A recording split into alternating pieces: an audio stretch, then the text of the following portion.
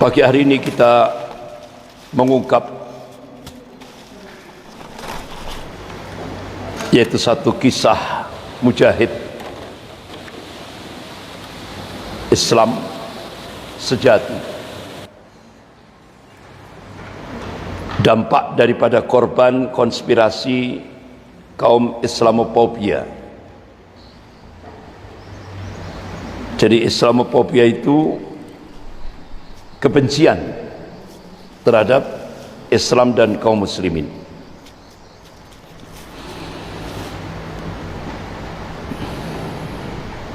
Kalau dulu saat kita dijajah oleh Belanda, Islamophobia itu pelakunya orang kafir Belanda. Kalau sekarang di Indonesia,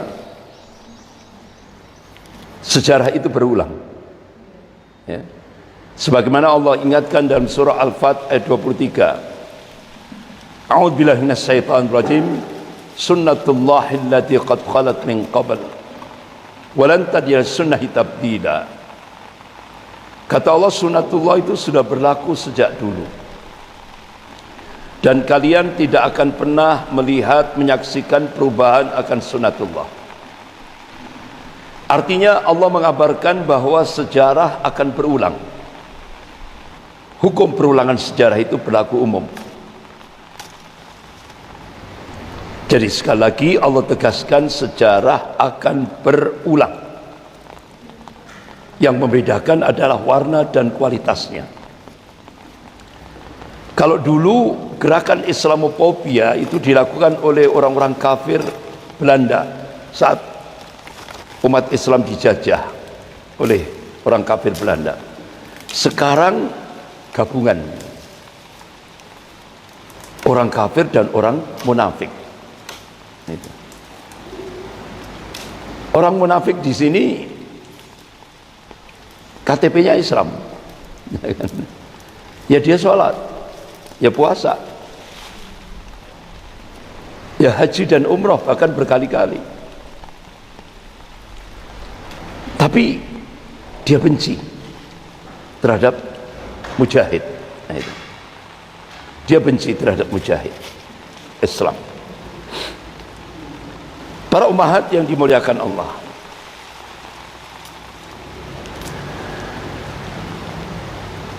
di tanah Laweyan, Surakarta, Solo. Di sana ada seorang tokoh Islam namanya Bapak Haji Samanhudi. Sepulang beliau dari Mekah Al-Mukarramah tahun 1902, beliau membentuk Serikat Dagang Islam SDI 16 Oktober 1905 Miladiyah. Jadi Serikat Dagang Islam ini sebuah perhimpunan atas dasar akidah Islam, dengan perdagangan sebagai inti kekuatan gerakan. Jadi ibu-ibu, dulu itu pergerakan Islam pertama kali di Indonesia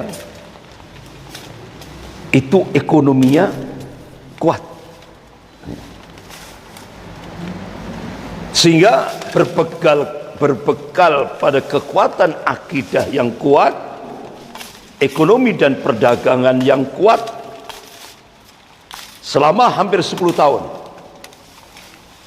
Bapak Haji Samanhudi, Waalaikumsalam, Haji Umar Said Cokro Aminoto, Kiai Haji Agus Salim, 3 tokoh. Jadi Bapak Haji Samanhudi, Haji Umar Said Cokro Aminoto, kemudian Kiai Haji Agus Salim,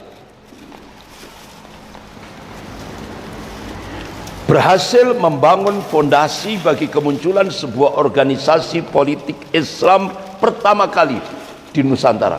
Waktu itu belum jadi Indonesia, masih Nusantara.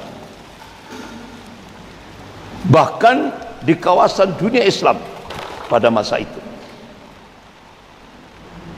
Itulah yang akhirnya diberi nama SI, Syarikat Islam. Dan Masya Allah bercita-cita akan memproklamasikan diri untuk berpemerintahan sendiri, yang sering diberi nama kalau bahasa Belandanya itu Jeb Bestor. Itu tahun 1916, 10 tahun, luar biasa ini. Mulai tahun 1905 sampai 1916, Serikat Islam. Ibu-ibu yang dimuliakan Allah, akhirnya keinginan bangsa Muslim Nusantara atau Hindia Timur untuk berpemerintahan sendiri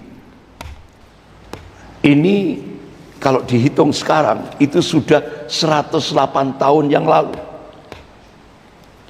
Diproklamasikannya sebagai bentuk hijrah oleh Sentral Serikat Islam melalui Kongres Nasional yang pertama, yang waktu itu Bapak Haji Umar Said Cokroaminoto pidato di alun-alun Bandung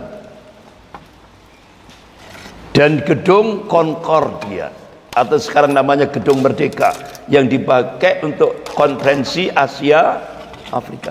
Ini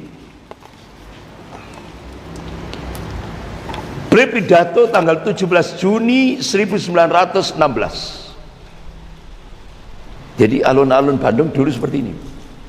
Tidak tahu sekarang. Ada yang sudah ke sana? Jadi ini bukan alun-alun Bangil loh Bu ya. Walaupun masjidnya hampir mirip Bangil, ya kan? Tapi ini alun-alun Bandung. Ibu-ibu yang dimuliakan Allah, i'tiqad dari keyakinan dan keberanian untuk memproklamasikan kehendak berpemerintahan sendiri bagi bangsa pribumi Muslim di tengah kekuasaan kolonial penjajah Belanda. Waktu itu Indonesia masih dijajah, tapi sudah ada keinginan ingin membuat sebuah negara. Ini embrio, cikal bakal. Tentulah oleh tiga tokoh tadi sudah dipersiapkan secara matang. Apa istilah orang Jawa? Tidak gerusa gerusu. Benar-benar dengan perhitungan yang matang. Kalau bahasa sekarang TSM, terstruktur, sistematis, masif. Nah, ini. Jadi bermula dari Laweyan, Surakarta, Solo, kemudian ke Surabaya. Nah, di Surabaya itu Haji Umar Said Cokroaminoto kaderisasi, punya santri 3, Soekarno, Muso, Kartosuwiryo. Satu guru tapi tiga ideologi. Satu guru, outputnya muncul 3 ideologi. Sampai sekarang rumahnya Pak Haji Umar Said Cokroaminoto yang di Surabaya itu masuk cagar budaya oleh Pemkot Surabaya. Gurunya satu, Haji Umar Said Cokroaminoto. 3 santrinya ini beda-beda. Soekarno lebih menonjol pada ideologi nasionalis sekuler, agama dipinggirkan. Muso lebih cenderung pada ideologi komunis. Kartosuwiryo cenderung pada ideologi Islam. Ini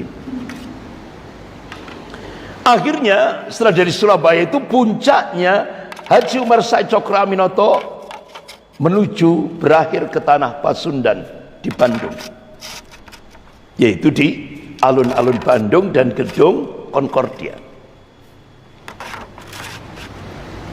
Jadi Gedung Concordia ini menjadi saksi bisu sebagai titik nol, start awal untuk berpemerintahan sendiri dari bangsa muslim Nusantara ini. Para ummahat yang dimuliakan Allah, jadi Haji Umar Said Cokroaminoto ini pidato lantang di alun-alun Bandung dan Gedung Concordia ini, di mana Gedung Concordia ini pusat aktivitas elit orang-orang Eropa. Jadi seolah-olah Haji Umar Said Cokroaminoto itu ingin menyuarakan bahwa peradaban Barat harus tunduk di bawah peradaban Islam, karena Islam itu ya'lu wa la yu'la alaih. Islam itu tinggi, tidak ada yang bisa menyamai. Itu Bu, seolah-olah seperti itu. Jadi kalau Ibu melihat film Ar-Risalah gitu ya, ketika para sahabat Rasulullah keluar dari Ka'bah melafadzkan kalimah tauhid, la ilaha illallah, la ilaha illallah, ya kan? Seperti itulah gambarannya, proklamasi. Jadi ibu-ibu yang dimuliakan Allah, awal keyakinan dan kehendak berpemerintahan sendiri ini bagi bangsa muslim telah dilakukan Syarikat Islam 108 tahun yang lalu. Dan kini jika sudah kuat kehendak untuk mewujudkannya, maka bangsa muslim Indonesia harus melanjutkannya dengan menjadikan Islam sebagai landasan gerak, ideologi dan worldview, pandangan dunia.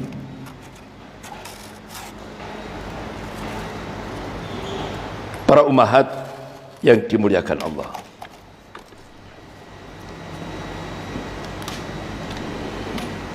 inilah titik nolnya Kampung Batik Laweyan, bukan Kancil Mas. Kampung Batik Laweyan, Kampung Batik Laweyan. Dari sinilah pergerakan-pergerakan untuk menegarakan Islam dalam satu model pemerintahan Indonesia ini sebagai tinta sejarah mencatatnya, sehingga puncaknya muncullah Piagam Jakarta 22 Juni 1945 dan proklamasi negara Islam Indonesia oleh Kartosuwiryo 7 Agustus 1949. Jadi Piagam Jakarta 22 Juni 1945 ini Indonesia belum merdeka ini, ya kan? 22 Juni 1945. Ulama-ulama, 3 ulama kita, yaitu Kiai Haji Mudzakkir dari Muhammadiyah, Kiai Haji Wahid Asim dari NU, Kiai Haji Agus Salim dari Serikat Islam, menyusun dasar negara, yaitu Piagam Jakarta. Dalam rangka apa? Mutaba'ah, ittiba kepada Rasulullah sallallahu alaihi wasallam. Akan tetapi perjuangan ulama-ulama di Indonesia ini, 3 tokoh ulama tadi, dikhianati oleh kalangan nasionalis sekuler, ya kan? Piagam Jakarta, kapan pengkhianatan yang dilakukan oleh nasionalis sekuler yang dimotori oleh Soekarno, yaitu tanggal 14 Juli 1945 pada saat sidang kedua Badan Penyelidik Usaha Persiapan Kemerdekaan Indonesia, BPUPKI. Pada saat sidang kedua tanggal 14 Juli 1945, Piagam Jakarta diganti oleh kelompok nasionalis sekuler, yaitu dipimpin oleh Soekarno diganti pembukaan Undang-Undang Dasar 1945. Sehingga apa yang dicita-citakan tiga ulama kita untuk generasi Indonesia ke depan, supaya dia paham ketika membaca kitab Sirah Nabawiyah, Rasulullah membangun Madinah Al-Munawwarah, Daulah Madinah Al-Munawwarah, Rasulullah menegakkan piagam Madinah. Nah, ulama kita di Indonesia, tiga ulama ini ketika mendirikan negara Republik Indonesia, menegakkan piagam Jakarta. Ini tujuannya ittiba kepada Rasulullah. Tapi Soekarno karena lebih mengarah pada ideologi nasionalis sekuler, agama harus dipinggirkan. Akhirnya 14 Juli 1945 piagam Jakarta dirubah jadi pembukaan Undang-Undang Dasar 1945. Alinea pertama dengan nama Allah yang Maha Pengasih lagi Maha Penyayang, Bismillahirrahmanirrahim, dicoret. Alinea keempat diawali dengan Bismillahirrahmanirrahim, dengan nama Allah yang Maha Pengasih lagi Maha Penyayang, dihapus. Itulah pengkhianatan pertama kali kelompok nasionalis sekuler. Sebagaimana bulan yang lalu sudah saya sampaikan, ternyata terjadi lagi pengkhianatan yang kedua pada saat pembacaan teks proklamasi. Padahal teks proklamasi yang asli itu piagam Jakarta. Tapi ternyata terjadi pengkhianatan yang kedua. Ada skenario penculikan Soekarno-Hatta oleh 4 pemuda, salah satunya tokoh komunis D.N. Aidit. Jadi Soekarni, Wikarna, Aidit, dan Khairul Saleh menculik Soekarno-Hatta, dibawa 80 kilo dari Jakarta, yaitu Rengas Dengklok. Kok tiba-tiba orang dekatnya Pak Karno, yaitu Mr. Ahmad Subarjo, tahu tempat lokasi penculikannya, dijemput sama beliau, nyampe ke Jakarta jam 2 dini hari, jam 2 malam, ya kan? Tapi anehnya di rumahnya Opsir Jepang Laksamana Meida. Padahal teks proklamasi yang sudah jadi kesepakatan 60 anggota Badan Penyelidik Usaha Persiapan Kemerdekaan Indonesia ini ditandatangani oleh tim 9, sudah sepakat akan dibacakan. Tidak tahunya, padahal dari rumahnya Opsir Jepang Laksamana Meida untuk ngambil teks piagam Jakarta ini tadi, teks proklamasi yang asli, itu kalau jalan 2 menit. Kenapa ini tidak diambil? Ini skenario pengkhianatan yang kedua. Sehingga akhirnya malam itu Soekarno nulis, disaksikan Hatta dan Mr. Ahmad Subarjo, teks proklamasi.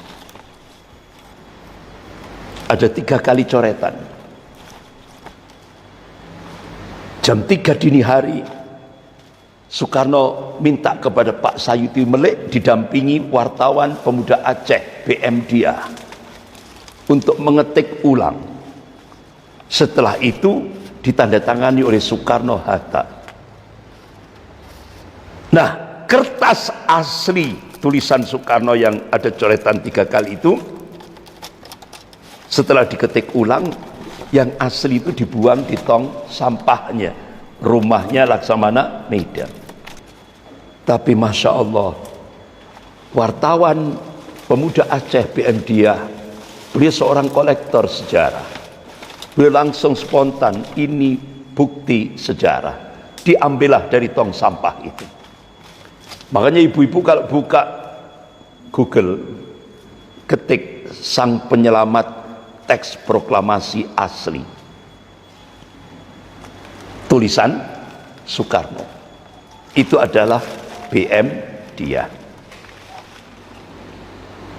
Ternyata belum puas.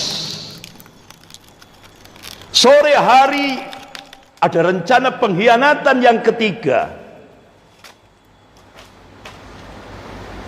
Sore hari jam 10 pagi kan dibacakan teks proklamasi Indonesia Merdeka. Sore hari ada ultimatum dari umat Kristiani dari Indonesia bagian timur, katanya lewat opsir Jepang. Nah, opsir Jepang kan Laksamana Meida.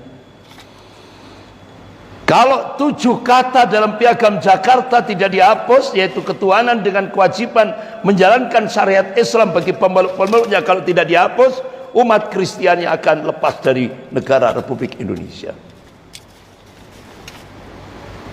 Padahal selesai proklamasi, 3 ulama yang nyusun Piagam Jakarta ini, yang menyusun dasar negara Republik Indonesia ini, sedang perjalanan pulang. Kiai Haji Wahid Hasim dari NU perjalanan pulang ke Jombang. Kiai Mudakir dari Muhammadiyah perjalanan pulang. Kiai Agus Salim juga perjalanan pulang. Akhirnya Bung Hatta, akhirnya Soekarno minta Tuan Muhammad Hasan disaksikan Hatta, bahkan minta bantuan Pak Kasman Singodimedjo untuk melobi-lobi pimpinan pusat Muhammadiyah, yaitu Bapak Ki Bagus Hadi Kusumo, supaya mencoret 7 kata ini. Singkat cerita, lobi-lobi yang dilakukan oleh Pak Kasman Singodimedjo ini berhasil, sehingga 7 kata dihapus oleh Bapak Ki Bagus Hadi Kusumo. Setelah dihapus, berarti yang tersisa ketuhanan, titik, ya kan? Akhirnya Pak Ki Bagus Hadi Kusumo memunculkan istihad, kalau syariat dihapus, kita harus berjuang yang lebih tinggi dari syariat, yaitu tauhid. Akhirnya diganti ketuhanan yang Maha Esa sampai hari ini. Bukan sampai hari ini, terjadi pengkhianatan lagi. Nah, akhirnya Bapak Muhammad Natsir, Perdana Menteri Republik Indonesia, memberikan statement. Tanggal 17 Agustus 1945, semua ulama dan umat Islam seluruh Indonesia mengucapkan kalimat tahmid, alhamdulillahirabbil alamin. Tapi keesokan harinya setelah merdeka, seluruh umat Islam dan ulama se-Indonesia mengucapkan istighfar, astagfirullah. Karena ketuhanan dengan kewajiban menjalankan syariat Islam bagi pemeluk-pemeluknya dihapus oleh kelompok nasionalis sekuler karena ada ultimatum. Akhirnya wartawan Tempo waktu itu, Seiko Ogawa, orang Jepang, tanya kepada opsir Jepang Laksamana Maeda, apakah benar ada ultimatum dari umat Kristiani dari Indonesia bagian timur untuk mencoret 7 kata dalam Piagam Jakarta? Apa jawaban Laksamana Maeda? Hatta adalah temanku, tapi saya tidak pernah mendapat tekanan atau titipan dari umat Kristiani Indonesia bagian timur untuk menghapus 7 kata. Ternyata bohong. Akhirnya Profesor Yusril Eza Mahendra, Menkumham itu ya, istrinya kan yang terakhir ini kan orang Jepang, istrinya Prof Yusril orang Jepang.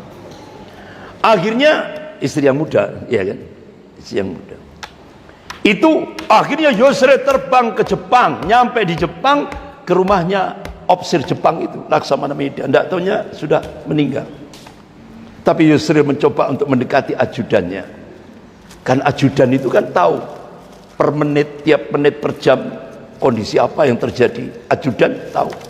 Akhirnya tanya, Profesor Yusril tanya, apakah benar ada ultimatum dari umat Kristen dari Indonesia bagian timur? Jawabannya, no, tidak ada.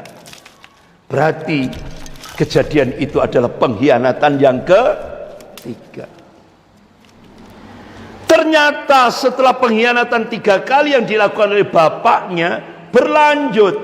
Sebagaimana Allah ingatkan, sunnatullah allati qad khalat min qabl wa lan tajid sunnah tabdila. Sejarah berulang. Yang dulu dilakukan bapaknya, dilanjutkan anaknya, Bude. Kapan? Ternyata disosialisasikan 2012. 2013 gongnya, 2015 Bude pidato, Pancasila diganti jadi Trisila Ekasila seperti cita-cita bapaknya. Ketuhanan yang Maha Esa diganti dengan ketuhanan yang berkebudayaan seperti apa yang dipidatokan bapaknya pada tanggal 1 Juni 1945 di depan BPUPKI, yang ditolak oleh 3 ulama, oleh seluruh 60 anggota BPUPKI. Pengkhianatan yang keempat. Ternyata sejarah berulang, dilanjutkan lagi pengkhianatan yang kelima oleh petugasnya Bude, yaitu Pak Mulyono.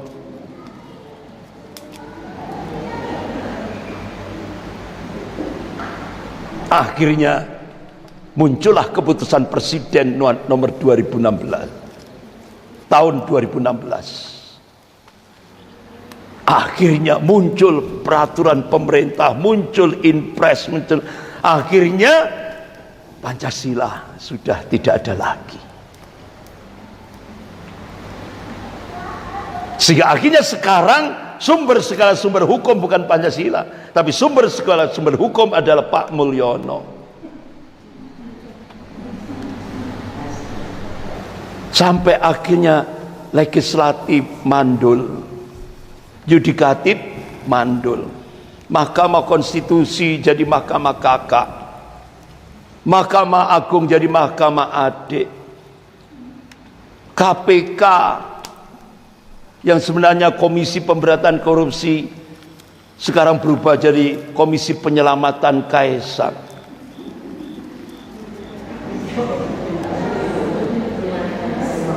Ya Allah, kenapa itu bisa terjadi? Karena segala sumber hukum sekarang ini Pak Mulyono. Nah, itu tadi ceritanya. Sekarang balik lagi ke materi.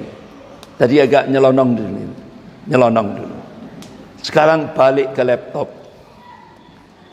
Ibu-ibu yang dimuliakan Allah, jadi piagam Jakarta yang dicetuskan, yang disusun oleh 3 ulama ini, yaitu Kiai Haji Wahid Hasim dari NU, Kiai Haji Abdul Qahar Mudakir dari Muhammadiyah, Kiai Haji Agus Salim dari Serikat Islam, lahirlah piagam Jakarta. Puncaknya proklamasi negara Islam Indonesia oleh Kartosuwiryo.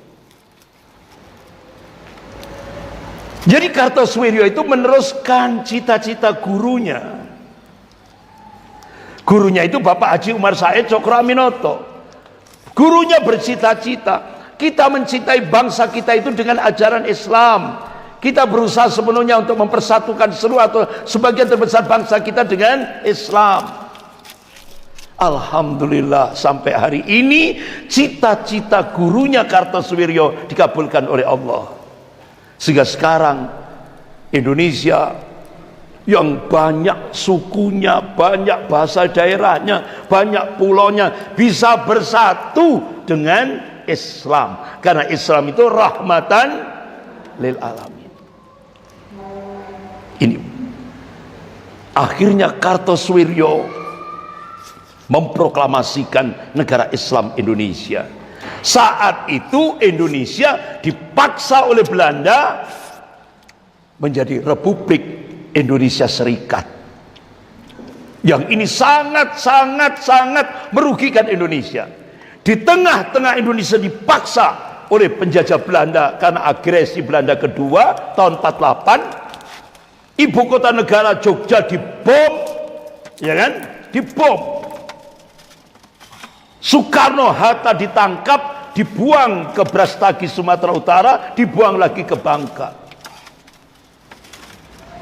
Akhirnya Kartosuwiryo memproklamasikan negara Islam Indonesia. Karena pada saat itu belum ada kedaulatan. Belum. Karena ada agresi Belanda kedua 19 Desember 1948. Akhirnya Kartosuwiryo memproklamasikan proklamasi berdirinya negara Islam Indonesia. Bismillahirrahmanirrahim. Asyhadu an la ilaha illallah wa asyhadu anna Muhammadar Rasulullah. Kami umat Islam bangsa Indonesia menyatakan berdirinya negara Islam Indonesia, maka hukum yang berlaku atas negara Islam Indonesia itu ialah hukum Islam. Allahu Akbar, Allahu Akbar, Allahu Akbar. Atas nama umat Islam bangsa Indonesia, Imam Negara Islam Indonesia tertanda SM Kartosuwiryo. Madinatul Indonesia 12 Syawal 1368 Hijriah bertepatan 7 Agustus 1949 Miladiah. Nah, ibu-ibu yang dimuliakan Allah, dua arus besar inilah Piagam Jakarta dan proklamasi negara Islam Indonesia merupakan tanda koma untuk dilanjutkan oleh generasi muda bangsa Muslim Indonesia saat ini dan masa depan. Dan itu ternyata dimulai titik nolnya dari Kampung Batik Laweyan, Surakarta, Solo, sejak 200 tahun yang lalu. Embrionya itu, perintisannya itu 200 tahun yang lalu. Nah, ibu-ibu yang dimuliakan Allah,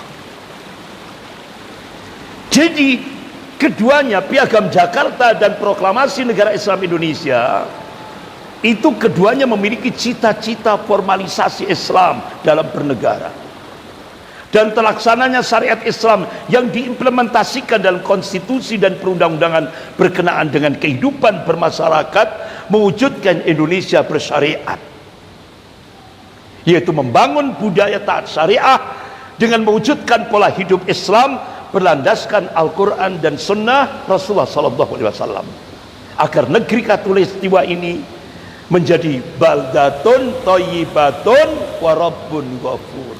Ini cita-cita the founding father, pendiri negara Republik Indonesia ini, menjadi negara yang dilimpahi dengan segala kebaikan dan ampunan dari sisi Allah Subhanahu wa taala. Ibu-ibu yang dimuliakan Allah, apabila kita merunut sanad mata rantai perjuangan penegakan tatbikus syariah di Indonesia, penegakan syariat di Indonesia tentu tidak bisa dilepaskan dari perjuangan politik yang dilakukan oleh tokoh Haji Umar Said Cokro Aminoto, gurunya Kartosuwiryo, termasuk juga gurunya Soekarno dan Muso. Masya Allah, Bu,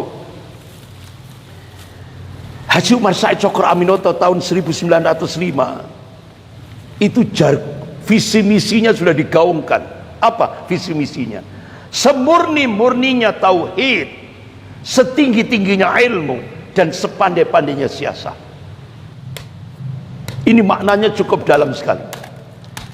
Artinya tahun 1905 Haji Umar Said Cokro Aminoto itu sudah menggaungkan di tengah-tengah umat Islam Nusantara ini, wa man nasru illa min indillahil azizil hakim. Kemenangan itu datangnya dari Allah. Makanya beliau mengaplikasikan amanu wa hajaru wa jahadu fi sabilillah, jihad fi sabilillah, untuk menghadapi penjajah Belanda ini. Bahkan tanggal 15 15 Januari 1926 Haji Umar Said Cokroaminoto nulis di sebuah koran Hindia Baru.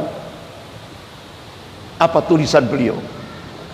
Bila umat Islam tidak memiliki khalifah atau pemimpin, maka seolah-olah badan yang tidak punya kepala. Masya Allah Bu, luar biasa ini. 1926 ada yang sudah lahir. 1926 belum. Ini Haji Umar Said Cokroaminoto itu sudah menggaungkan pentingnya kepemimpinan Islam. Sangat urgent kepemimpinan Islam. Kira-kira dalilnya apa? Surah Al-Baqarah ayat 30. A'udzubillahi minasyaitonir rajim. Wa idz qala rabbuka lil malaikati inni ja'ilun fil ardi khalifah. Sesungguhnya Allah berfirman pada para malaikatnya, aku hendak menciptakan di muka bumi ini seorang khalifah, pemimpin. Saya beberapa waktu yang lalu dipanggil sama Pak Jenderal Purnawiran Gatot Nurmantyo, mantan Panglima TNI, di sebuah hotel bintang 5 di Surabaya. Pak Gatot mengatakan, ketika Indonesia sekarang dicengkram oleh Cina, imperialisme Cina, jadi Cina itu untuk beli Indonesia cukup menyiapkan 50 triliun. Indonesia sudah terbeli. Dan saya tanya, untuk siapa itu 50 triliun Pak? Untuk membayari ketua umum parpol. Indonesia sudah dibeli. Tapi Cina untuk menghadapi Anies Baswedan menyiapkan 500 triliun. Dan itu sudah terjadi pada saat Pilpres 2024. Ternyata masih kurang. Sehingga pada saat itu Pak Mulyono masih jual 3 BUMN dengan harga murah, termasuk pabrik kertas leces Probolinggo, untuk menghadapi Anies Baswedan. Kesimpulannya ibu-ibu, Cina untuk menghadapi Indonesia, Cina menghadapi Anies, menurut kacamata Cina lebih berbahaya menghadapi Anies. Jadi pemimpin Islam itu sangat ditakuti oleh musuh-musuh Islam. Pemimpin ideologis itu sangat membahayakan imperialisme atau penjajahan.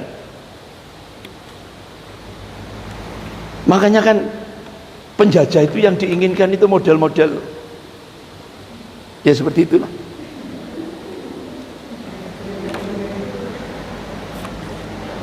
Apalagi Cina sudah punya ancang-ancang, yang dipilih itu sebenarnya bukan Prabowo, tapi yang dipilih itu sebenarnya wakilnya. Ya kan? Saya terus tanya pengurus BNN, Badan Nasional Narkotika, itu ternyata dia itu paham. Ustaz, saya paham loh, orang yang pencandu narkoba itu paham, pengkonsumsi narkoba paham. Jadi ternyata yang diinginkan oleh Cina itu yang sudah seperti itu, sehingga Indonesia mudah dicengkram. Itu ibu-ibu yang dimuliakan Allah. Jadi ternyata ya Allah, 1926 Pak Haji Umar Said Cokroaminoto sudah menggaungkan pemimpin Islam itu sangat urgent, penting. Itu yang ditakuti oleh musuh-musuh Islam. Imam tidak hanya sholat, tapi dalam kehidupan berbangsa dan bernegara. Nah, ini tadi kan sudah saya terangkan, 1 guru 3 ideologi. Ini muridnya 3, tapi tidak tahunya ujung-ujungnya mereka saling bunuh. Iya kan? saling bunuh. Padahal sak perguruan, sak pondok, sak pondokan di rumahnya Haji Umar Said Cokro Aminoto. Nah, ibu-ibu, jadi dalam perjalanan sejarah bangsa Indonesia, Haji Umar Said Cokro Aminoto ini tokoh gerakan Islam sebelum merdeka, pra kemerdekaan, yang sukses menjadikan Islam sebagai ideologi perjuangan ngusir penjajah kolonial Belanda.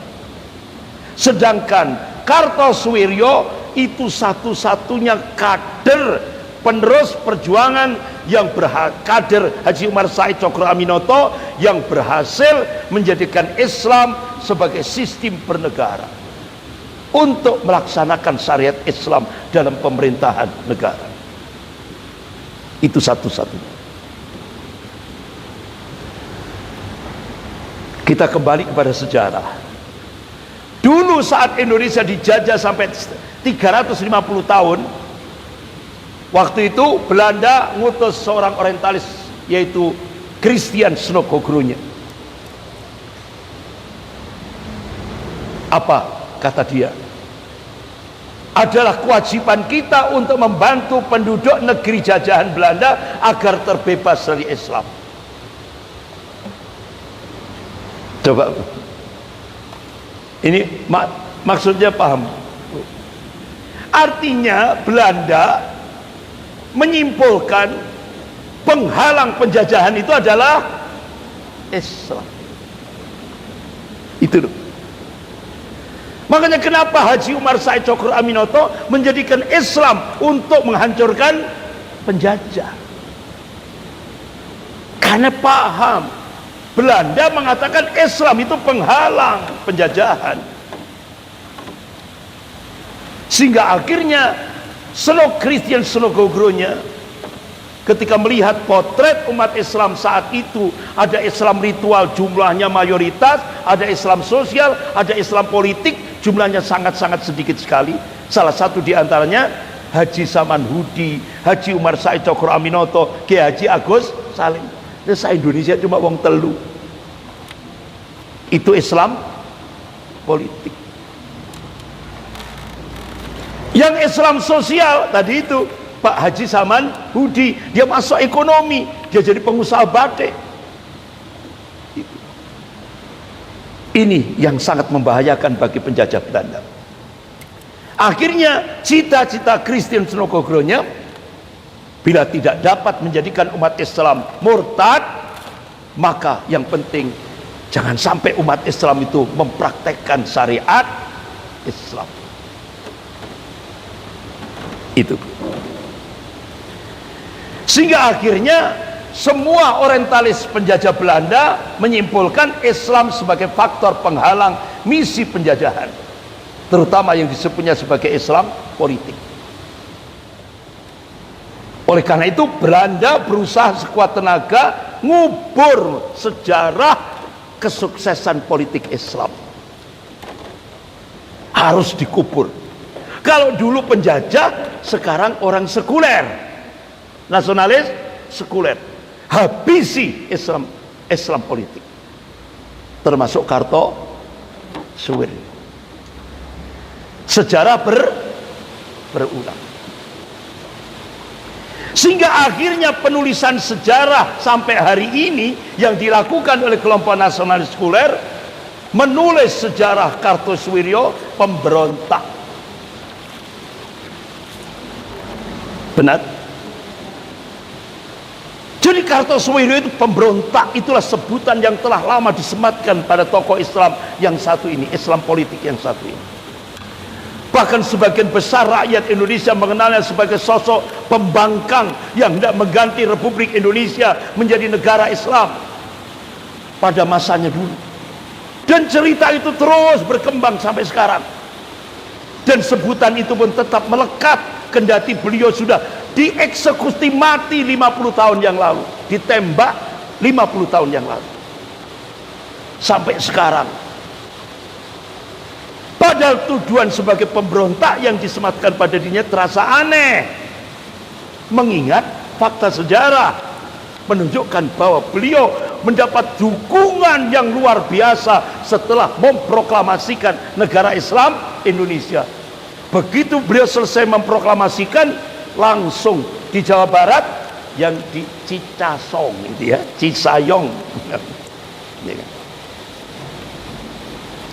Kemudian Amir Patah Jawa Tengah langsung mendukung Kartosuwiryo. Abdul Kahar Muzakkar mendukung Kartosuwiryo. Ibnu Hajar Kalimantan mendukung Kartosuwiryo.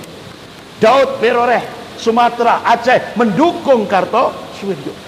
Jadi ternyata yang mendukung Kartosuwiryo itu Jawa Barat, Jawa Tengah, Sulawesi, Kalimantan, Sumatera, khususnya Aceh. Berarti ini kan tidak sembarangan. Jadi ketokohan Kartosuwiryo diliputi mitos dan manipulasi sejarah. Bahkan di masa Orde Baru, Kartosuwiryo tokoh ini dimanipulasi dan dimitoskan, sehingga yang tampil di hadapan kita Kartosuwiryo itu pemberontak, pengkhianat, dan musuh negara. Sampai hari ini.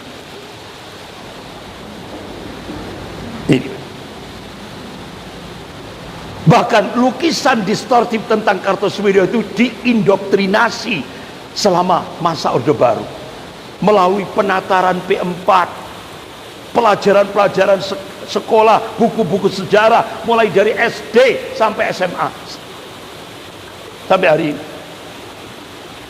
Hal serupa dilakukan dalam pendidikan militer tingkat Sesko Abri, sehingga militer itu sudah Kartosuwiryo itu pemberontak, pengkhianat, musuh negara. Tapi sisi-sisi positif kehidupan pribadi dan politiknya nyaris tidak akan ditemukan dalam buku-buku sejarah formal Orde Baru.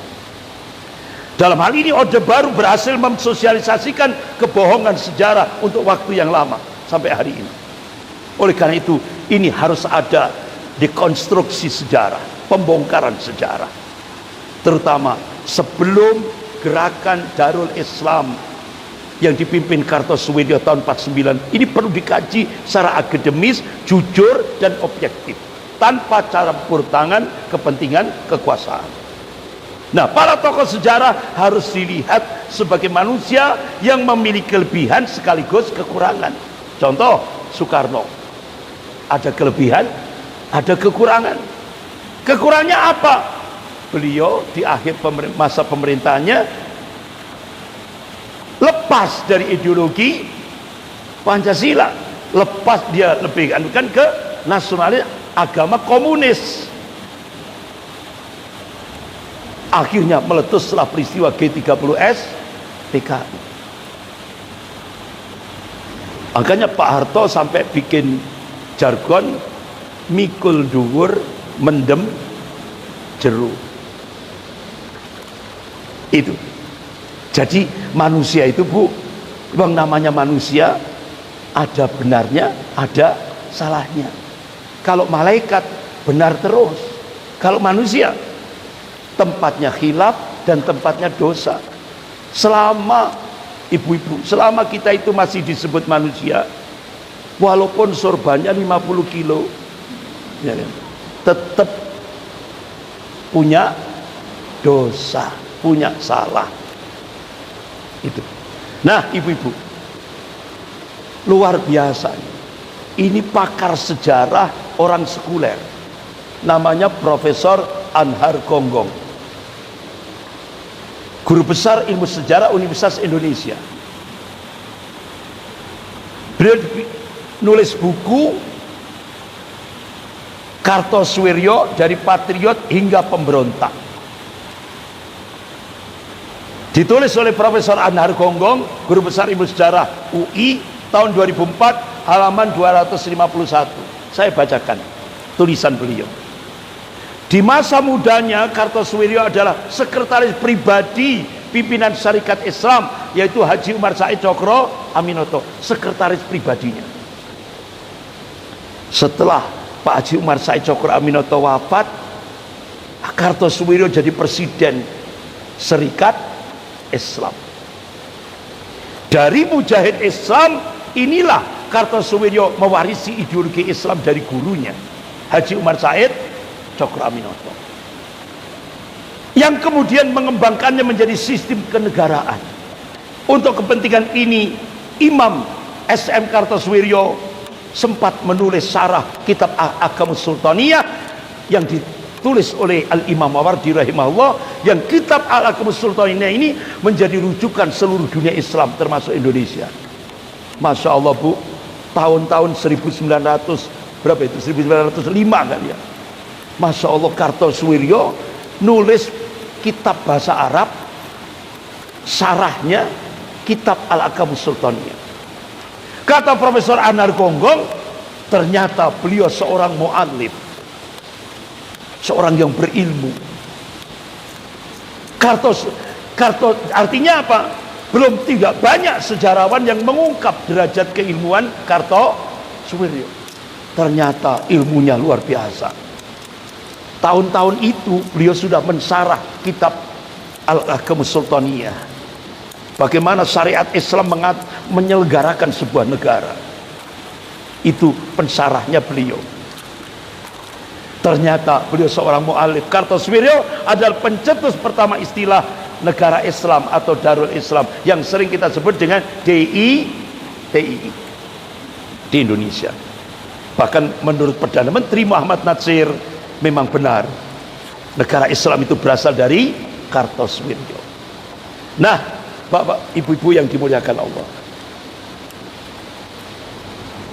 3 perjuangan tokoh-tokoh Islam yang terlupakan, artinya tidak ditulis dalam buku sejarah. Nah, ibu-ibu yang dimuliakan Allah, tadi menurut orang-orang sekuler, Kartosuwiryo pemberontak, pengkhianat, musuh negara. Nah, sekarang kita coba lihat dari sisi positifnya, karena manusia itu ada kelebihan dan ada kekurangan. Nah, kenapa sih Kartosuwiryo kok memproklamasikan negara Islam Indonesia? Apa penyebabnya? Ternyata ini penyebabnya. Jadi upaya penyelesaian konflik dengan penjajah Belanda diselesaikan secara diplomatis waktu itu oleh Soekarno-Hatta. Mulai dari perundingan Linggarjati, perjanjian Renville, perundingan Romruyen, sampai konferensi Meja Bundar, justru sangat merugikan Indonesia. Itu kata Kartosuwiryo. Perjanjian dan perundingan tersebut hanya menjadi siasat penjajah Belanda agar Indonesia tidak memperoleh kemerdekaannya secara utuh. Akibat kekecewaan yang memuncak terhadap perjuangan Indonesia yang cenderung bersikap lunak terhadap penjajah Belanda, akhirnya Bapak Kartosuwiryo memproklamasikan negara Islam Indonesia tanggal ini yang tadi sudah saya sampaikan. Jelas Bu, apa penyebabnya Kartosuwiryo memproklamasikan negara Islam Indonesia? Sudah jelas? Nah, akhirnya setelah negara Islam Indonesia muncullah 3 tokoh. Inilah trilogi kepemimpinan negara Islam Indonesia: Kartosuwiryo, Daud Beroreh, dan Kahar Mudzakkar. Ini 3 pemimpin negara Islam Indonesia. Kita lihat caption: siapapun yang peduli dengan negara dan kehidupan masyarakat pastilah akan memikirkan jalan serta paham yang diyakini benar pada apa dan siapa seharusnya perbaikan nasib negara dan masyarakat ini dipercayakan. Kartosuwiryo, Abdul Qahar Mudzakkar, dan Tengku Muhammad Daud Beroreh termasuk di antara para tokoh yang peduli tersebut dengan memproklamasikan negara Islam Indonesia. Jadi negara Islam Indonesia itu bukanlah sebuah upaya membangun mimpi kosong, bukan pula makar merebut kemerdekaan sebuah negara, bukan, kata beliau-beliau ini. Ya, negara Islam Indonesia dibangun atas dasar pertimbangan dan fakta yuridis yang meniscayakan sahnya sebuah negara. Jadi keberadaan negara Islam Indonesia tidaklah sesadis fakta sejarah yang ditulis dalam buku-buku sejarah sekarang ini. Sadis betul itu. Pemberontak, pengkhianat, musuh negara. Sadis itu. Jadi negara Islam Indonesia yang dipimpin Kartosuwiryo, Kahar Mudzakkar dan Daud Berwira ingin memberikan alternatif ideologi. Manakala ideologi yang dikembangkan waktu itu demokrasi terpimpin oleh Soekarno itu nyata-nyata gagal dan menyengsarakan rakyat Indonesia. Akhirnya tiga tokoh ini nyuguhkan, ayo untuk melawan penjajah Belanda, Islam jadikan untuk melakukan perlawanan terhadap penjajah. Itu aneh ini, bukan orang bangil ini. Ini pakar sejarah Jepang, Dr. Hiroko Horikoshi. Dia nulis buku, judulnya sudah diterjemahkan dalam bahasa Indonesia dari bahasa Jepang, judulnya Kiai dan Perubahan Sosial. Bahkan kata pengantarnya ini dari Presiden Kiai Haji Abdurrahman Wahid. Dan Presiden Gus Dur ini ngasih kata pengantar, berarti buku ini tidak sembarangan. Yang ngasih kata pengantar Gus Dur, berarti buku ini tidak sembarangan. Penulisnya intelektual Jepang, Dr. Hiroko Horikoshi. Dalam buku ini beliau menulis Kartosuwiryo itu adalah pejuang anti penindasan kolonial Belanda, berjasa membendung komunis di zaman pergerakan nasional dan pejuang keadilan. Beda lagi kan? Ini orang Jepang ini jujur, objektif. Jadi Kartosuwiryo itu benar-benar pejuang, kalau bahasa kita mujahid terhadap penindasan Belanda, penjajah Belanda. Dan Kartosuwiryo itu kata beliau berjasa membendung komunis pada masa era Soekarno. Dan di zaman, dan beliau juga pejuang keadilan. Nah, ibu-ibu, itu Kartosuwiryo. Tadi kan saya ngomong tiga tokoh yang tidak pernah ditulis dalam buku sejarah tentang kebaikannya, yang ditulis keburukannya. Padahal kita itu menilai manusia itu harus objektif. Wong namanya manusia kadang benar kadang salah. Nah, ini yang kedua, tokoh yang kedua, Bapak Safrudin Prawira Negara. Saat Indonesia, ibu kota negara Indonesia dibom di Jogja, Soekarno Hatta ditangkap, dibuang ke Brastagi Sumatera Utara, dibuang lagi ke Bangka. Biidznillah, atas izin Allah, atas pertolongan Allah, Allah munculkan seorang ulama dari Masumi, tokoh Masumi, Sumatera Barat, Bukit Tinggi, yaitu Bapak Safrudin Prawira Negara. Akhirnya beliau langsung memproklamasikan pemerintah darurat Republik Indonesia. Beliau sebagai presidennya, PDRI, Presiden Darurat Republik Indonesia, sekaligus pemerintah darurat Republik Indonesia. Dari rumahnya di Bukit Tinggi beliau berjuang sampai lewat radio nembus menjangkau markas PBB. Akhirnya gagallah konspirasi jahat penjajah Belanda yang ingin menjajah Indonesia lagi.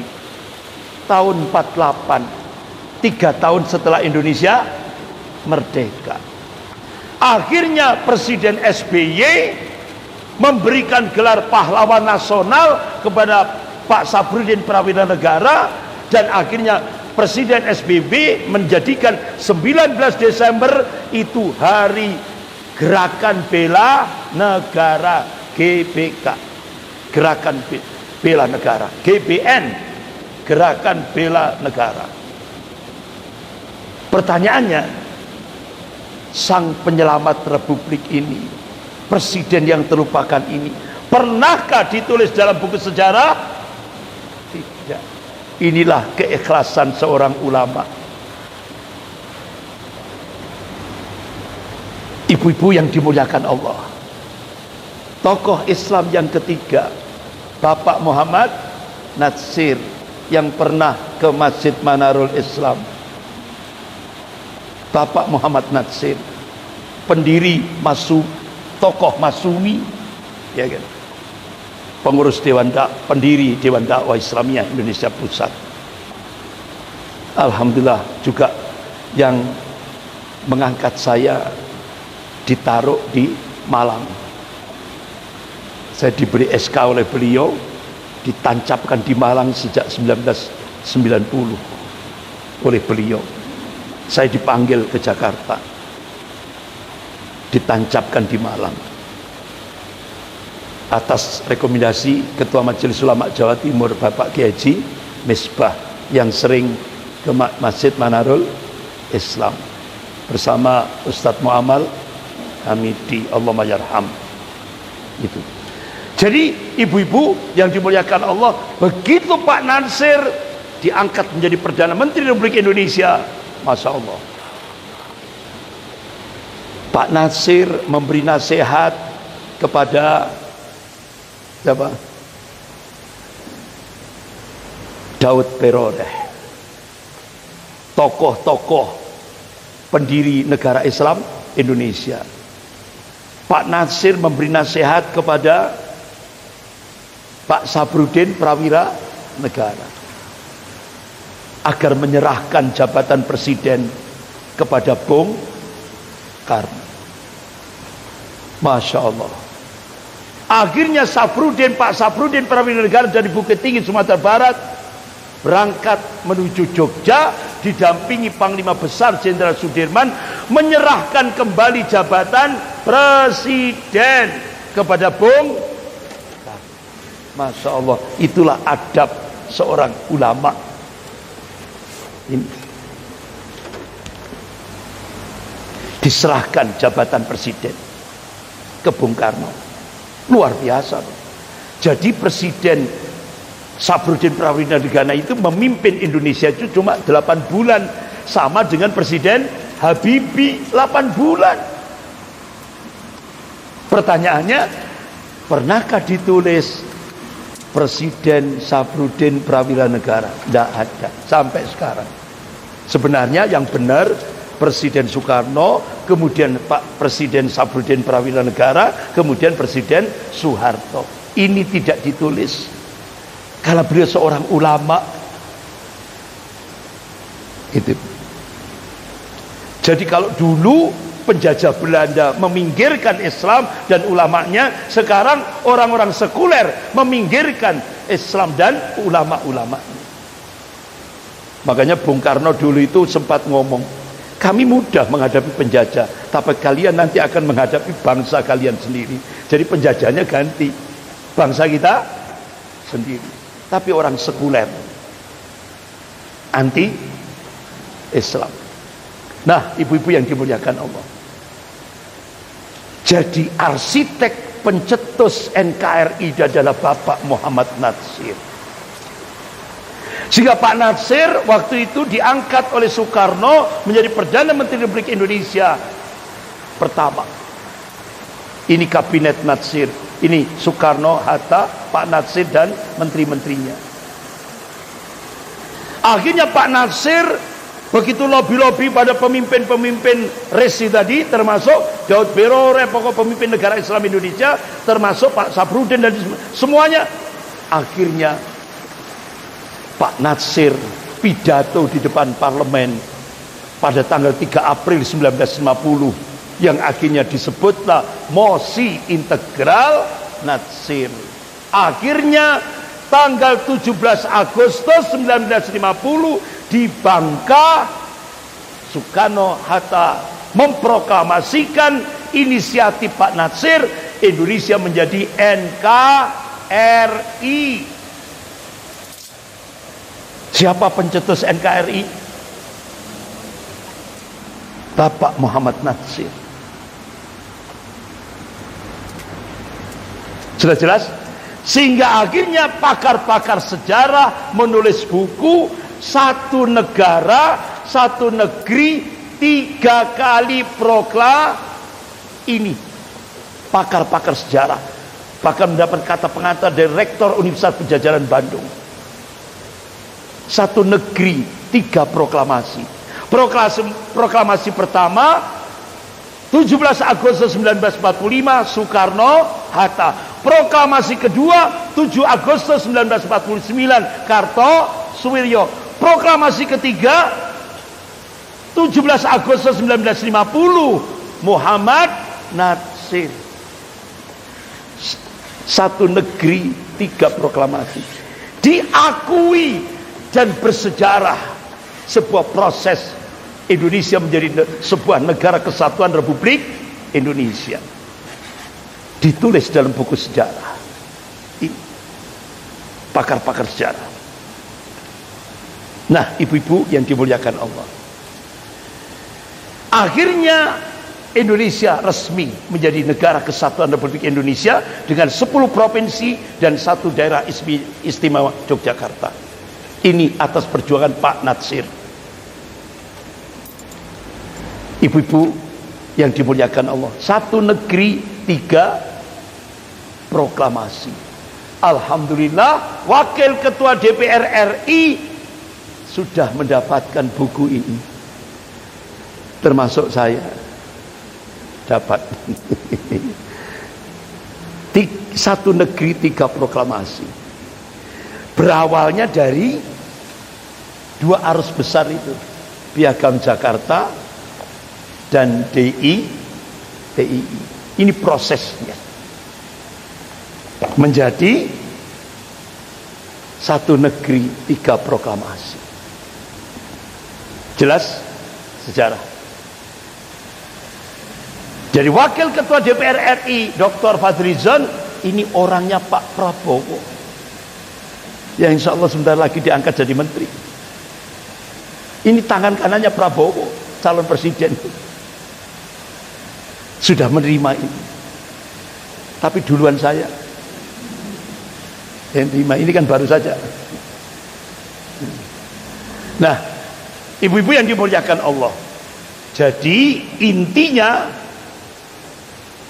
ketika Kartosuwiryo memproklamasikan, mengadakan kongres pertama negara Islam Indonesia di Cisayong, tapi tulisannya kan Cisajong, bacanya Cisayong, Jawa Barat. Dan Pak Natsir Bangka memproklamasikan 17 Agustus 1950 NKRI, dari Islam ke Islam. Benar? Dari Islam ke Islam. Negara kesatuan itu kan negara ukhuwah, iya kan?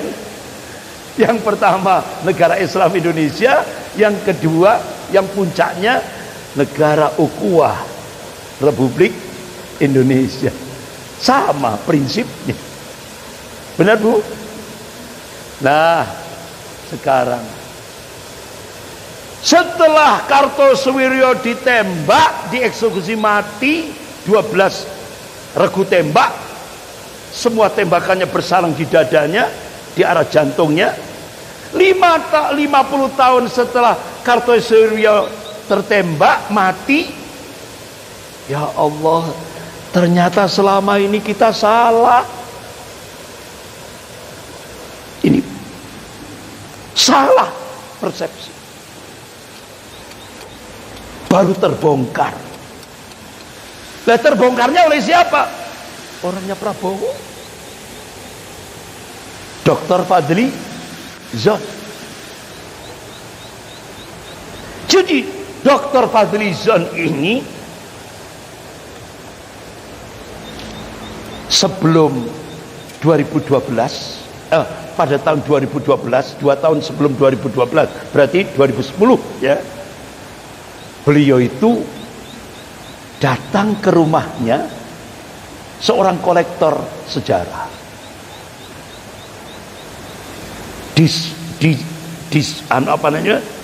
Disuguhi 81 foto-foto Kartosoewirjo lengkap dengan captionnya. Caption itu kan keterangan. Dibeli oleh Fadlizon, wakil ketua DPR RI sekarang. Akhirnya Pak Fadlizon, wakil ketua DPR RI sekarang, memberikan statement, peristiwa DITI itu sejarahnya berbeda. Roadnya, jalannya itu ada tahun 49. Itu bukan kudeta, bukan pemberontakan. Ini ditegaskan oleh wakil ketua DPR RI. Belum masuk ke dalam pengakuan kedaulatan ketika itu. Karena waktu itu Indonesia dipaksa jadi Republik Indonesia Serikat atas perintah penjajah Belanda. Belum diakui kedaulatan. Jadi itu bukan pemberontakan, bukan kudeta, kata beliau. Ini kita, kalau itu kita diskusi panjang seni tentang hal, dan akhirnya kan menyatu dari jadi apa? Negara Kesatuan Republik Indonesia. Itu proses, bukan kudeta, bukan makar, dan tidak ada TAP MPRS-nya kan? Beda sama musuh di NID. Ada TAP MPRS nomor 25 tahun 66, pelarangan PKI, Undang-Undang nomor 27 tahun 99. Kan tidak ada Kartosoewirjo TAP MPRS pelarangan Islam, kan tidak ada kan? Tidak ada. Undang-undang melarang Islam, tidak ada. Jadi bukan pemberontakan itu. Akhirnya hari Rabu 5 September 2012 di Taman Ismail Marzuki Jakarta Pusat, wakil ketua DPR RI sekarang Dr. Fadlizon, ini orangnya Prabowo, langsung menunjukkan 81 foto-foto perjuangan Kartosoewirjo. Akhirnya Profesor Anhar Gonggong, guru besar ilmu sejarah Universitas Indonesia yang sekuler itu, langsung, ya Allah, begitu saya melihat 81 foto itu, ternyata Kartosoewirjo itu adalah pejuang Islam sejati, bukan pemberontak. Itu loh.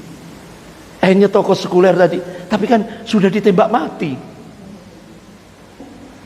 50 tahun baru terbongkar.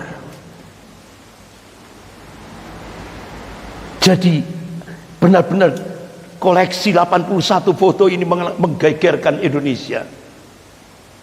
Ini diberi judul Hari Terakhir Kartosoewirjo. Ibu-ibu yang dimuliakan Allah,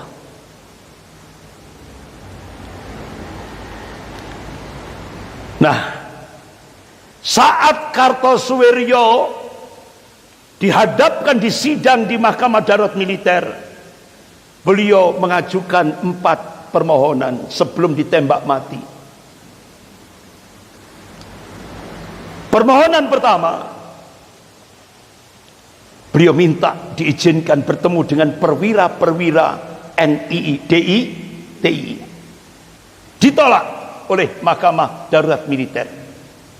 Permintaan yang kedua, pada saat eksekusi mati Kartosoewirjo, hendaknya disaksikan oleh perwakilan keluarga. Ditolak oleh Mahkamah Darurat Militer. Alasannya tidak sesuai dengan budaya Indonesia. Permintaan ketiga, Kartosoewirjo minta kalau sudah dieksekusi mati, jenazahnya tolong diserahkan pada keluarga kami. Ditolak oleh Mahkamah Darurat Militer. Kalau sudah dieksekusi mati, tolong jenazah saya serahkan pada keluarga kami. Ditolak. Permintaan keempat, Kartosoewirjo minta bertemu dengan keluarganya sebelum ditembak mati di Pulau Ubi, kawasan Kepulauan Seribu. Alhamdulillah, Akhirnya Kartosuwiryo dari 4 permohonan itu yang dikabulkan cuma 1. Sebelum ditembak mati diizinkan bertemu keluarga. Alhamdulillah 2 anak laki-lakinya dan 3 anak perempuan beserta istrinya, alhamdulillah datang ke rumah tahanan di Jakarta. Kemudian makan siang bersama. Kemudian dia mau memberikan wasiat pada keluarganya. Sebelum menjalani eksekusi mati, Kartosuwiryo sempat berwasiat di hadapan istri dan anak-anaknya di sebuah rumah tahanan militer di Jakarta. Menurut Bu Dewi istrinya, saat itu Kartosuwiryo antara lain berkata, tidak akan ada lagi perjuangan seperti ini sampai 1000 tahun mendatang. Tidak ada lagi. Akhirnya istrinya meneteskan air mata. Kartosuwiryo mencoba tabah, tapi ternyata beliau juga ikut meneteskan air mata sambil mengusap kedua mata beliau. Akhirnya beliau ambil air wudhu, beliau sholat sunnah 2 rakaat, dan akhirnya beliau langsung siap ditembak mati.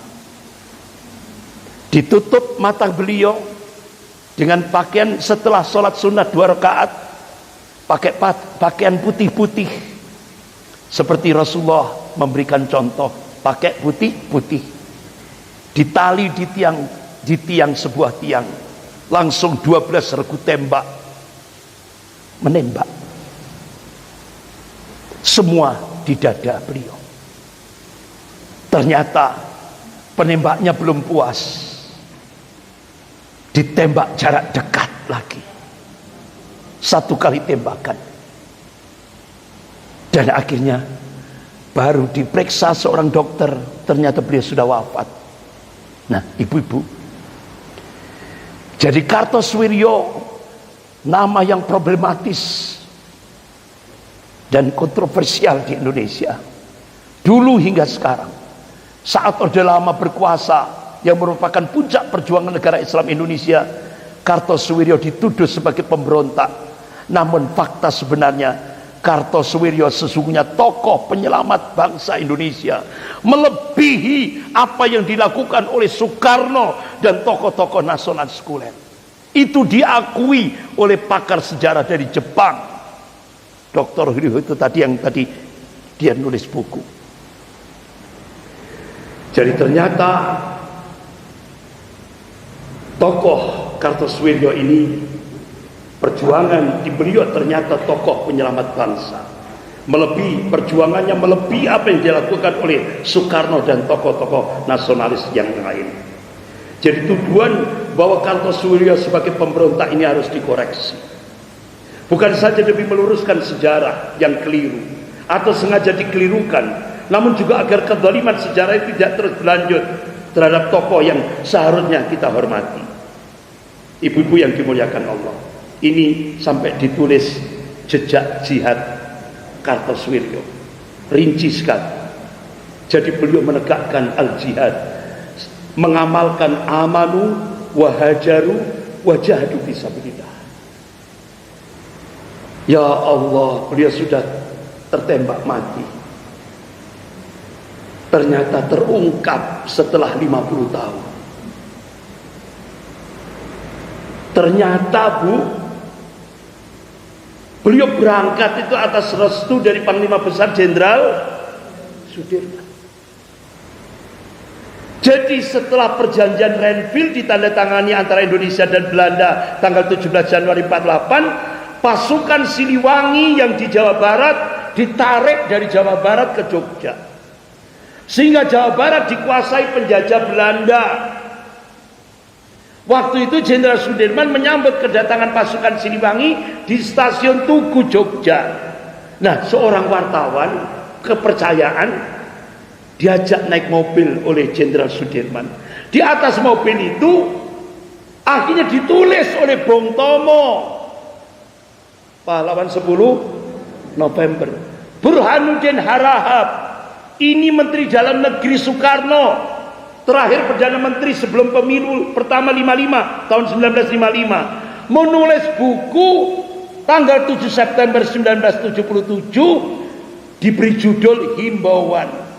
Ternyata ketika wartawan itu tanya, apakah siasat ini tidak merugikan kita Pak Dirman?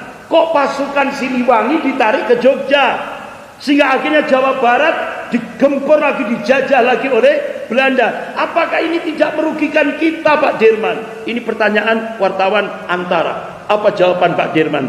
Saya telah menempatkan orang kita di sana. Siapa orang kita di sana? Kartosuwiryo. Ini baru terbongkar 50 tahun.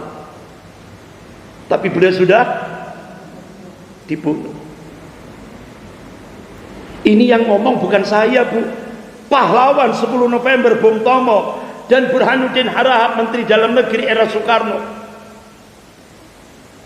Nah, ibu-ibu, dalam keterangan itu jelaslah bahwa waktu meninggalkan Jogja tahun 48 sebelum pergi ke Jawa Barat, Kartosuwiryo pamit dan minta restu kepada Panglima Besar Jenderal Sudirman, dan beliau direstui oleh Panglima Besar Sudirman. Padahal waktu itu Kartosuwiryo ditawari menjadi Menteri Muda Pertahanan. Berarti kan beliau orang penting. Kartosuwiryo itu orang penting, diminta oleh Pak Dirman jadi wakil Menteri Muda Pertahanan. Tapi beliau tolak. Beliau lebih jihad, mengutamakan jihad perang melawan penjajah Belanda di Jawa Barat. Ibu-ibu, akhirnya beliau serahkan jabatan Menteri Muda Pertahanan itu pada sahabatnya sendiri, yaitu Pak Aruji Kartawinata. Setelah memperhatikan kondisi dan situasi serta membaca peta politik, maka Kartosuwiryo berjuang mewujudkan cita-citanya Pak, jihad melawan penjajah. Jadi bukan pemberontak, beliau berjihad. Nah, kalau memberontak negara kan ngebom kantor, ngebom ibu kota negara. Yang ngebom ibu kota negara Belanda kan, bukan Kartosuwiryo kan.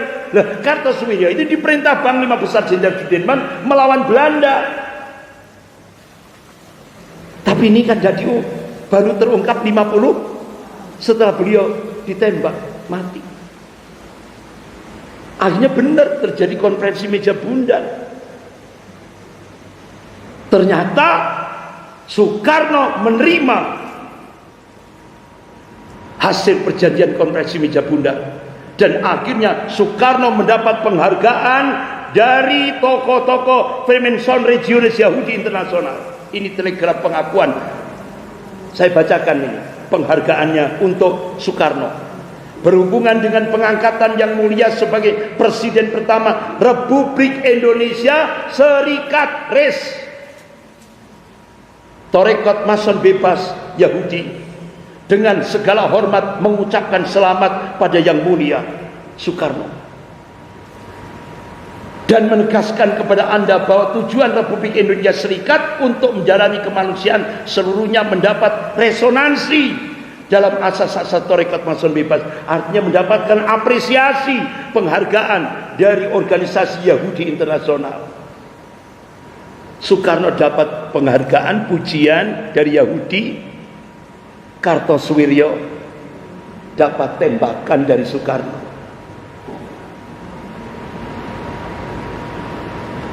Perintah hukuman mati. Nah, ibu-ibu, jangankan Kartosuwiryo, Buya Hamka gara-gara nolak ideologi Nasakom, Nasional Agama Komunis, langsung perintah Soekarno tangkap, siksa, di penjara dengan stroke, tegangan tinggi. Akhirnya Buya Hamka untuk mempertahankan hidup, karena selama di penjara tidak diberi minum. Akhirnya Buya Hamka untuk mempertahankan hidupnya, beliau minum air kencingnya sendiri. Itu Buya Hamka. Tapi apa yang terjadi? Saat beliau masa tahanan 2 tahun 4 bulan hampir selesai, beliau bercita-cita nanti setelah keluar saya akan mendatangi Soekarno. Untuk apa? Memberi maaf terlebih dahulu. Tidak tahunya ajudan Presiden Soekarno masuk ke ruangan tahanan Buya Hamka. Beliau menyerahkan secari kertas dibuka, Buya Hamka meneteskan air mata dengan ucapan inna lillah wa inna ilaihi rajiun. Ternyata apa? Bung Karno meninggal. Di bawah itu tulisan sendiri Soekarno. Soekarno minta pada Buya Hamka untuk menjadi imam sholat jenazah Presiden Republik Indonesia yang pertama. Berarti Soekarno merasa bersalah mendolimi Buya Hamka. Bu, tidak hanya Buya Hamka, Pak Natsir dijebloskan penjara tanpa prosedur hukum 4 tahun di tahanan militer Batu Malang. Padahal beliau pencetus NKRI, Perdana Menteri Republik Indonesia.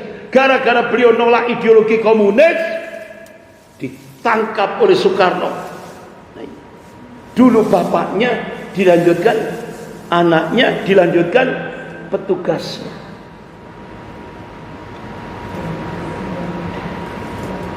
Nah, ibu-ibu, akhirnya sebelum Kartosuwiryo dieksekusi mati, saat beliau mendapatkan restu dari Panglima Besar Jenderal Sudirman, beliau menulis manifesto politiknya.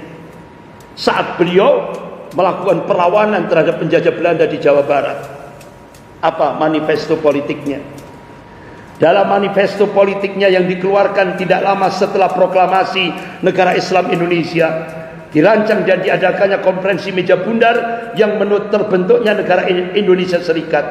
Kartosuwiryo menerangkan bahwa kini telah tiba saatnya untuk menentukan nasib bangsa Indonesia, khususnya umat Islam. Perjuangan ini haruslah dilaksanakan lebih luas lagi dengan Islam agar dapat tercapai mardhatillah, keridhaan dari Allah Subhanahu wa taala. Ini adalah satu-satunya jalan yang akan melepaskan umat Islam dari segala bentuk penindasan dunia dan akhirat. Musuh Allah, musuh agama, dan musuh negara Islam Indonesia haruslah dibinasakan agar hukum Islam yang sesuai dengan ajaran Al-Quran dan Sunnah Nabi dapat terwujud secara kafah di seluruh Indonesia. Ini manifesto politik tulisan Kartosuwiryo. Ini. Jadi perjuangan Darul Islam di Indonesia di bawah kepemimpinan Kartosuwiryo telah berhasil mewujudkan cita-cita Darul Islam menjadi kenyataan selama 13 tahun. Gerilya, perang melawan Belanda. Tapi ternyata dituduh menjadi pemberontak. Jadi mulai 7 Agustus 49 sampai beliau ditangkap 4 Juni 1962. Akhirnya beliau dieksekusi mati bulan awal September 1962. Bersama pengikutnya berjuang terus-menerus guna mempertahankan eksistensi negara yang diproklamasikan, sehingga dalam waktu relatif singkat pengaruhnya menyebar ke daerah Jawa Barat, Aceh, Sulawesi, Kalimantan Selatan, Jawa Tengah. Dan Pak Kartosuwiryo insya Allah mati syahid awal September 1962. Sebelum cita-citanya tercapai, namun ia telah mengaktualisasikan amanu wahajaru wajahadu fisabilillah untuk menebus cita-citanya yang mulia itu dengan darah dan jiwa. Wallahu a'lam bishawab. Mudah-mudahan apa yang kita bahas untuk satu tokoh ini, ya kan, dan alhamdulillah didukung dengan buku-buku pakar-pakar sejarah yang valid, ya, insya Allah tugas ibu-ibu meluruskan sejarah, terutama pada anak-anaknya dan cucu-cucunya. Karena selama ini sampai hari ini buku sejarah yang ada di tengah-tengah kita, Kartosuwiryo itu adalah pemberontak, pengkhianat, dan musuh negara. Tapi ternyata setelah 50 tahun akhirnya terbongkar dengan 81 foto yang diunggah dimunculkan oleh Wakil Ketua DPR RI sekarang, yaitu orangnya Pak Prabowo. Bahkan Bu, pada saat ketika Soekarno sudah menoleh ke komunis, akhirnya Kartosuwiryo Ketika oleng Kartosuwiryo kan sudah ditembak 1962. Ketika Soekarno sampai tahun 65 itu sebelum 64 ya kan, itu Soekarno sudah fokus ke komunis. Akhirnya Pak Saprudin Prawira Negara termasuk bapaknya Pak